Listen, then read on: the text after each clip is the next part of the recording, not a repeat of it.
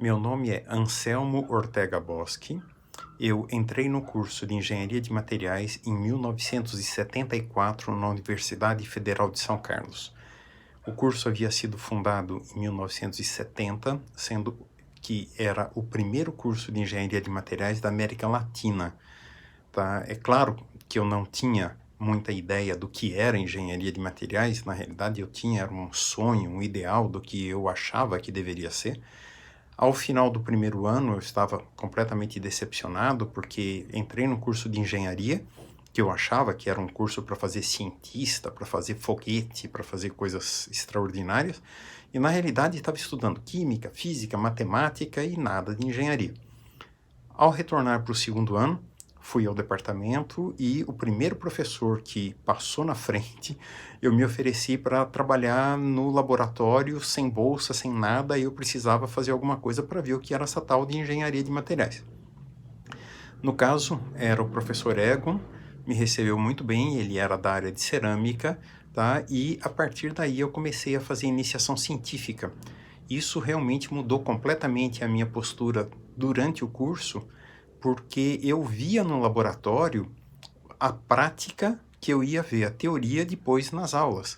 Então, uma disciplina, por exemplo, como fenômeno de transporte, calor e todo esse tipo de coisa, eu trabalhava com forno o tempo inteiro. Então, eu via na prática e depois as aulas iam explicando por que que aquilo que eu estava vendo na prática funcionava daquela forma.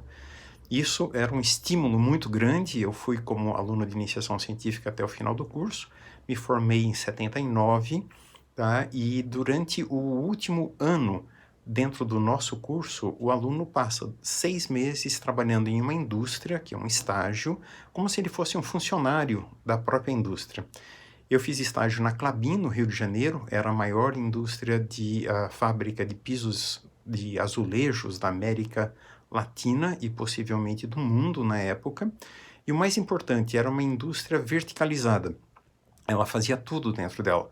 Então, desde a exploração das matérias-primas, o tratamento das matérias-primas, ela fazia os próprios corantes, fazia os esmaltes, ela fazia os moldes das prensas, e eu tive a oportunidade de entrar em contato com todos esses setores durante esses 6 meses. Voltei para a universidade extremamente motivado depois da iniciação científica e desse estágio. Cumpri mais os 6 meses que faltavam para me formar, mas eu já tinha claro na minha cabeça que eu estava muito mais interessado em trabalhar na academia, na universidade, do que na indústria. Por quê? Porque para a indústria, um problema é um problema que só existe enquanto ele existe.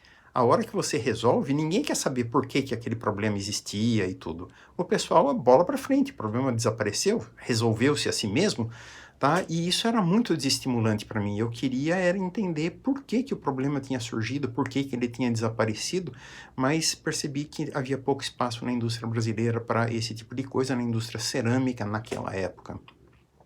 Então, comecei a fazer o curso de pós-graduação.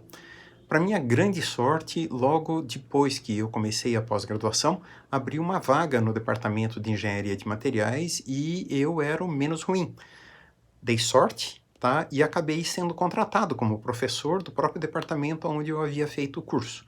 E para mim isso era um grande desafio, porque eu me propunha a ser o professor que eu gostaria de ter tido quando eu era aluno, tá? E fiz o melhor que eu pude durante esse período.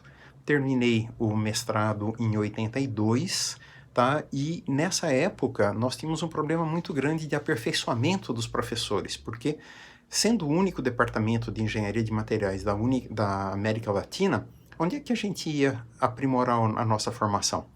Então, praticamente todos os professores da minha época foram mandados para fora. Eu fui para a Inglaterra, onde eu fiz o meu doutorado na Universidade de Leeds, no norte da Inglaterra, e passei 4 anos lá. Essa experiência, tanto sobre o aspecto pessoal quanto o aspecto tecnológico, foi fantástica na minha vida e eu aprendi muito. O tema da minha tese era o efeito da microestrutura a verde sobre a sintetização, a evolução da microestrutura durante a sintetização, e eu voltei realmente como uma pessoa que entendia dessa área. Me dediquei a algumas pesquisas durante esse período, trabalhei, orientei alunos, orientei iniciação, fiz de tudo. Em 91, surgiu uma possibilidade de sair de novo para o exterior para fazer o pós-doutorado. E aí eu fui para a Alemanha. tá? Fui fazer o pós-doutorado no Max Planck Institute em Stuttgart, na Alemanha, onde eu fiquei 1 ano. Essa experiência de 1 ano, por incrível que pareça, ela mudou completamente a minha visão do que era a pesquisa. O Max Planck tem uma postura muito, muito aplicada. Então, as pesquisas que são desenvolvidas ali dentro têm que servir para alguma coisa na indústria. E eles consultam as indústrias para saber, isso que a gente está estudando serve para vocês ou vai servir num futuro próximo ou a médio prazo, alguma coisa assim? E isso teve um impacto muito grande sobre a minha visão do que eram as pesquisas. Quando eu voltei para o Brasil, como professor no departamento, eu não tinha praticamente nada, depois de tanto tempo fora, tá? Então eu tinha que começar alguma coisa. E a área que estava despontando no Brasil na época era a área de revestimentos cerâmicos. Tá? O Brasil era, na época, o segundo maior produtor de pisos e azulejos do mundo, tá? E Santa Gertrudes crescia numa velocidade vertiginosa e fica a aproximadamente 50 quilômetros de São Carlos. E o que eu percebi ao olhar essa indústria era que praticamente toda a tecnologia era importada basicamente no que diz respeito às máquinas e fabricação da Itália e no que diz respeito aos esmaltes da Espanha. Então, era uma chance muito grande de nós fazermos uma ponte entre o que esses países, a Itália e a Espanha, tinham de tecnologia e de conhecimento dessa tecnologia com a realidade brasileira. E nós nos dedicamos a isso, fundamos um laboratório, e essa iniciativa foi muito bem aceita pela indústria e abriu portas em um número muito grande de indústrias, tá? E durante muitos anos nós trabalhamos, então, dentro do tripé, que são as atividades que se desenvolvem dentro da universidade: ensino, pesquisa e extensão. Só que eu fazia pesquisas na área basicamente de revestimentos cerâmicos, também trabalhei em outras áreas, trabalhei com biomateriais, biocerâmicas mais especificamente, trabalhei um pouco em cerâmicas eletrônicas, mas o centro sempre foi a parte de revestimentos cerâmicos, exatamente por causa da eficiência da passagem desse conhecimento, dos resultados, para uma realidade que era a indústria brasileira. E dentro do mesmo período, usando uma parte da universidade, que é a parte de serviços de extensão, nós conseguimos trabalhar para as indústrias. E isso foi um mecanismo fundamental, porque as pesquisas não eram pesquisas feitas para publicar mais artigos e engrandecer o meu currículo. Eram pesquisas que realmente trabalhavam com problemas reais da indústria. E o fato de nós estarmos o tempo inteiro em contato com as indústrias fazia com que nós soubéssemos o tempo todo quais eram os problemas, as deficiências e quais eram os temas que precisavam ser trabalhados. E esses temas, por causa das peculiaridades da nossa indústria, não eram abordados pelas instituições internacionais. Então havia um espaço enorme para nós conseguirmos fazer os desenvolvimentos, e há um sinergismo entre essas três atividades que é muito importante, porque na realidade, quando você está em contato com a indústria, você foca você identifica quais são os temas de pesquisa que a indústria quer que sejam desenvolvidos, realiza a pesquisa, resolve o problema da indústria, mas toda essa interação gera um conhecimento que você pode transmitir, tanto em sala de aula, quanto em artigos que você publica, em capítulos de livro, em palestras que você dá em congressos, em eventos que eu acabei organizando. Então, era assim algo que realmente era uma satisfação muito grande. E tudo isso sempre envolvendo um número muito grande de alunos.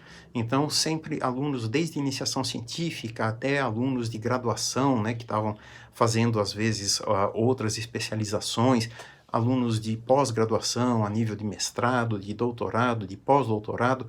Então, um grande número de pessoas que acabava se beneficiando desse trabalho. Posso dizer que, de uma forma direta ou indireta, a gente conseguiu emprego para um grande número de alunos que passaram pelo nosso laboratório nessa época. Para dar vazão a esse conhecimento, tá, e fazer com que ele chegasse ao técnico no chão de fábrica, em um determinado momento, eu achei que era importante criar uma revista que fosse distribuída gratuitamente para todo o Brasil, para todos os técnicos cerâmicos que se interessassem por ela. Tive apoio da Associação Brasileira de Cerâmica e fundei a revista chamada Cerâmica Industrial. E durante muitos anos eu fui o editor-chefe e praticamente controlei todo o conteúdo publicado dessa revista, que está num site disponível livremente atualmente, uma quantidade muito grande de artigos e informações. Tudo isso levou a uma realização muito grande, tá? E no final, no começo de 2019, eu achei que a minha parte já tinha sido cumprida, tá? E eu me aposentei. No início de 2019, então, desde então, eu ainda tenho um vínculo com a universidade, eu sou professor sênior na universidade, e através desse vínculo eu ainda oriento alguns alunos de pós-graduação que estão terminando os seus doutorados, principalmente no momento, e ainda levo alguns anos trabalhando nessa interação. Me desliguei da revista e realmente tenho me dedicado a outros afazeres. Por que eu estou contando tudo isso? Qual é o objetivo de contar toda essa novela para vocês? É tentar mostrar que, na realidade, existe algo atrás de toda essa minha trajetória que eu gostaria de deixar como uma mensagem para vocês. Não seja mais um. Não se limite a fazer o que o coordenador do curso que você está fazendo diz que é o mínimo necessário para fazer. Tome as rédeas da sua própria carreira, da sua própria formação, seja proativo, tenha iniciativa e seja diferente, não seja mais um, seja diferente. Porque a hora que você é contratado, você não é contratado por causa do diploma ou nada disso. Você é contratado pela sua capacidade de resolver problemas. E resolver problemas se aprende resolvendo problemas. Então, é muito importante que vocês assumam essa postura proativa das carreiras de vocês. Boa sorte.